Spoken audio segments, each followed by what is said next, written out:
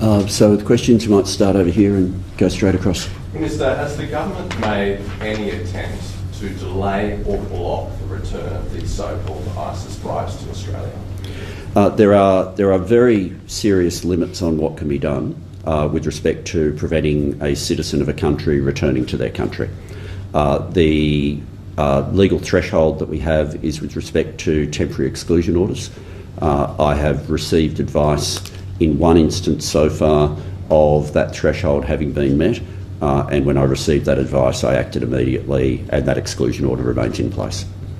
Has the government received any further advice in relation to temporary exclusion orders? And further to that, how long have you or the government been aware that this cohort are on their way? Certainly the situation from the moment the individuals left the camp was obviously, it was clear that they would be trying to leave Damascus and to leave somewhere. The alert is received the moment the booking takes place, and so that was provided to us this morning, and we've made it public this morning. Temporary exclusion orders. I've received advice that one person so far has reached the legal threshold, and I've acted and put the exclusion order in place. For Mr Burgess, may I ask, the Royal Commission identified ASIO's share of funding to counter-terror has fallen significantly. Why has ASIO's share of funding to counter-terror fallen significantly? Why did you decide to reprioritise funding away from counter-terror? There's a couple of things in terms of the answer to that question. If you're referring to the Royal Commission talking about the overall investment by the national intelligence community in a thing called terrorism and violent extremism, yes, that had reduced over the years. ASIO's overall funding had not reduced over a number of years. Explicitly identifies that ASIO's share of funding to counter-terror has. So you'd appreciate with the Royal Commission, I'll save my the right questions that I get to the Royal Commission, but to answer your question here, ASIO's job is to identify the threat and follow the threat so it can be understood, and through the actions of my agency and our partners, Australian Federal Police, State and Territory Police, or policy actions of government, that threat is dealt with. I'm on the public record since I've been Director General frequently and annually on the annual threat assessment. Our job, as we identify that threat, we follow that threat, and my agency has identified that threat, called it out publicly. We lowered the threat level in November 22, we raised it in August 24, and the resources were adjusted accordingly with the threat levels. And I can assure you and anyone listening to this that our resources are applied to priorities, and threat to life is a priority for my organisation.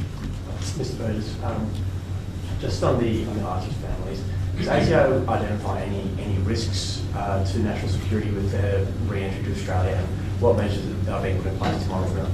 So our job is to identify and understand the risks to returning individuals. We have done that. We've provided it to our mates in the police force, and the government understands our assessed risk. The actions my agency takes beyond that is something I don't talk about publicly. Of course, police have their own authorities and powers, and as the Minister said, the full force of the law will be applied to returning individuals. To the Commissioner, Commissioner, in extension to that question, have you got an idea of the resources you'll need to commit to surveillance of these individuals and the costs that might be involved? And separately, you've faced a lot of criticism, your organisation, for the public nature of the arrest of Ben Roberts-Smith and for the alleged leaking of the details of that. Are you re-examining the way that arrest took place and the way the vision was distributed publicly? Thank you for your question. There is some important community messaging that I would like to provide today in relation to the women and children. So firstly, the AFP community liaison teams have been working behind the scenes for some time now, meeting and listening to impacted communities. And today I want to provide community reassurance to every Australian, because it is important they know how advanced and how thorough our investigations are into individuals who are alleged to have travelled to Syria during the ISIS caliphate. Operational planning for the return of these individuals started in 2015. It was then formalised under an overarching coordination operation named Operation Kurrajong. ASIO, the AFP and state and territory law enforcement partners have been working together on Operation Kurrajong through our joint counter-terrorism teams. And the Joint Counter-terrorism teams, can I remind you, include some of the most experienced national security investigators and analysts in this country. So for more than a decade, investigators, when possible, have been collecting evidence and information in Syria at a time when Syria was a war zone with no functioning government. That evidence and information was to determine whether Australians who travelled to Syria may have committed Commonwealth offences, including terrorism offences such as entering or remaining in declared areas, and crimes against humanity offences such as engaging in slave trading. I will not flag how many individuals will be arrested or when they will be arrested to protect a number of our investigations. However, I will confirm these points. Some individuals will be arrested and charged. Some will face continued investigations when they arrive in Australia. And children who return in the cohort will be asked to undergo community integration programs, therapeutic support, and countering violent extremism programs. Now, I won't comment any further today, only to say the AFP and our partners, where possible, will provide updates at the appropriate time for two important reasons. One, Australians need to know that law enforcement and security agencies are doing everything they can to keep them safe. And two, that individuals are held to account for their actions. To your other question, that matter is now before court that you were referring to, so I won't be making public comment in relation to that today. You stand on your actions? I won't be making public comment. The matter's before court. Thank you.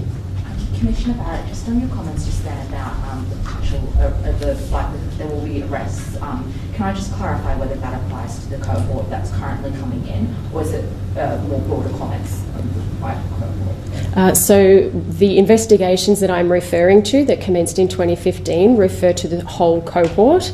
Obviously, we have a portion of that cohort that are returning, we believe are returning, so my comments around arrests will be made refer to that cohort, but of course we have ongoing investigations and planning in place for the remainder of the cohort that may seek to return at some point.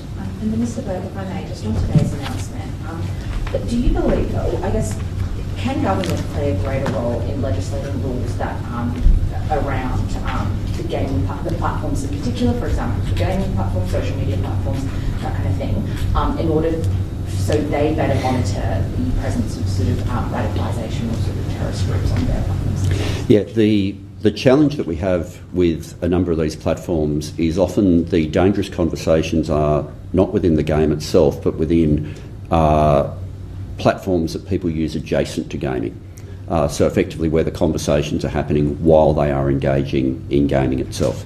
I know that the E-Safety Commissioner has made specific comments and has been looking carefully at where you draw the line on these, and so a lot of your question goes to those specific powers which are not held by me and that go to a slightly different angle where Annika Wells is the relevant minister. But certainly for our purposes, the best situation from counter-terrorism is to intercept early. The earlier we can intercept, the safer we can have the Australian community. And effectively to provide this additional resource, the best outcomes are the ones that no one ever knows about for the simple reason that the interception happened early, the de-radicalisation happened early, and we're able to get in there and avoid it. I don't want to create some sort of impression that every young male who's engaging on a gaming platform is somehow in a specifically dangerous circumstance. There's a whole lot of people in their bedrooms who are just playing whatever game that they want. Whether or not we need to do something in terms of platform by platform under the social media rules we have, as I say, is something which the E-Safety Commissioner provides us advice on. What this new centre does, though, is maximises the chance of early interception, and that makes a fundamental difference to the safety of Australians. On this centre, Mr. Burke. Sorry, can I just go to where the question hasn't been asked yet? Minister, can I ask you, given the circumstances, was this group that are now trying to return to Australia given less consular and other assistance and other citizens, and why? And if I can ask the Commissioner as well, there are concerns raised by this group that some were trafficked or coerced into going to Syria. Can you speak to those concerns Are these briefs being prepared for terrorism offences?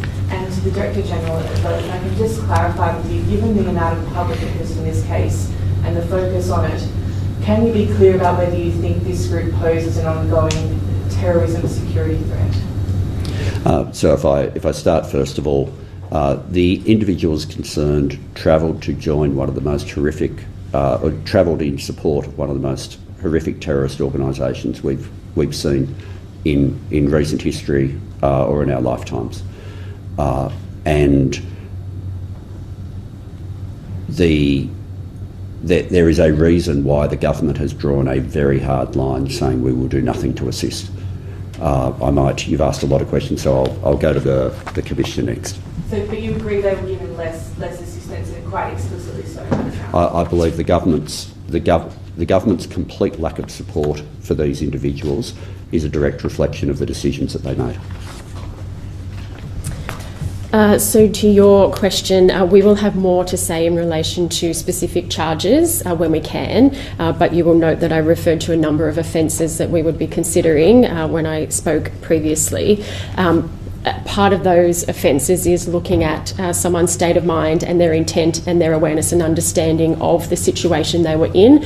So that most definitely forms part of the extensive investigations that we have done, and in fact goes to us being able to prove or make the allegations and place those charges. So yes, that is something that has been factored into part of our investigations, of course. So do you hold direct concerns at least some of these women were trafficked? I'm not going to speak to specifics. What I can say, as I have said already, that a number will be arrested. There will be charges. I've outlined some of the potential charges, and I can just assure you that as part of our investigations, of course, all of that is considered and forms part of the investigation. Mr. Burke, sorry. And to answer your last question, the individuals that we know or understand to be returning does not change the national terrorism threat level. Of course, it's up to them what they do when they get here, and if they start to exhibit signs that concern us, we and the police through the joint counter-terrorism teams will take action. But I'm not concerned immediately by their return, but they will get our attention, as you'd expect. Mr. Burke, last week the Syrian government said that it had stopped this group reaching Damascus airport because the Australian government had refused to receive them. So what has changed since then? The position of the Australian government has been completely unchanged the entire way through this. We have made our comments public. Every view that the Australian government has on this has been made public and has been reported by yourselves. Minister, do you condemn Dr. Jamal Rifi, who's reportedly been a long-time political associate of yours, for his role in trying to return this cohort? He and I have fundamentally different views on this, and he's aware of that. Do you condemn his actions? I'm not going to take dictation in terms of language. I've given you my answer. Yes. I'm asking a question. No. I've given my response. Why won't you condemn him, though?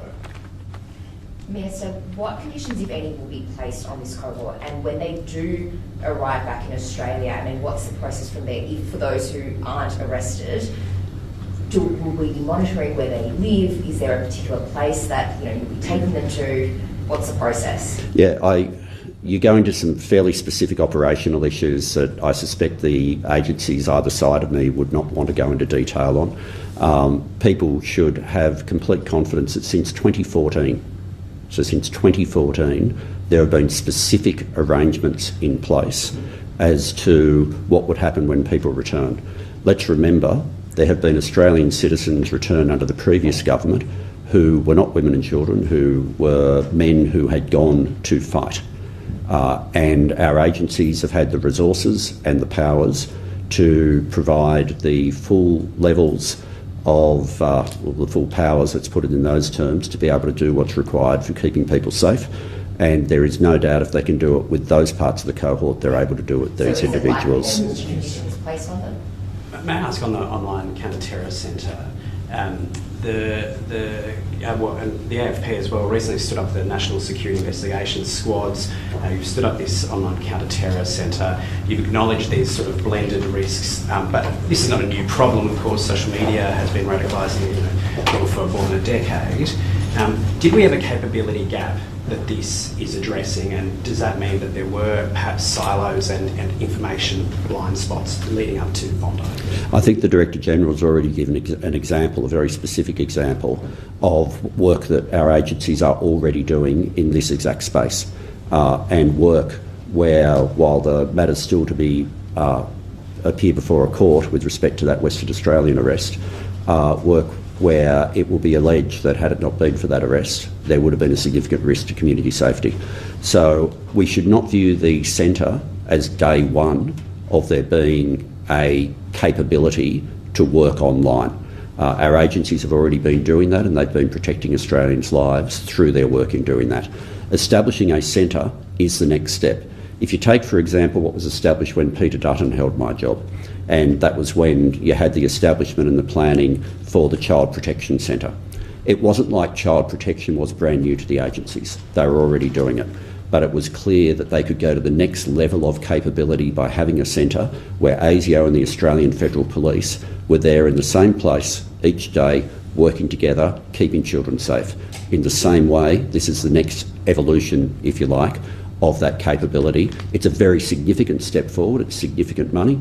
It's a significant step forward in capability, and it will make a difference in our number one priority of keeping Australians safe. Significant money, but it is for 2 years. Why not fund it on an enduring basis? And a related question, your department is offering voluntary redundancies. Can you rule out that happening in the Federal Police or indeed at ASIO? I'll let agencies refer to anything with respect to their own agencies. In terms, so just the first part again? The funding for this looks like a 2-year thing. Oh, sorry, yeah. The funding is what is required to be able to get this set up. You don't. It's not an on-off switch that suddenly from day one this is here, and effectively after the first 2 years we'll be able to have a sense of what funding is required on an ongoing basis for this. If it took 3 years to set up, we would have put 3 years of funding. If it took 12 months to set up, we would have put that in. It takes 2 years effectively to be able to set this up, and so that's why that's the initial funding that's put forward. We would then make an assessment as to what was required ongoing. Thank you. Okay. Thanks.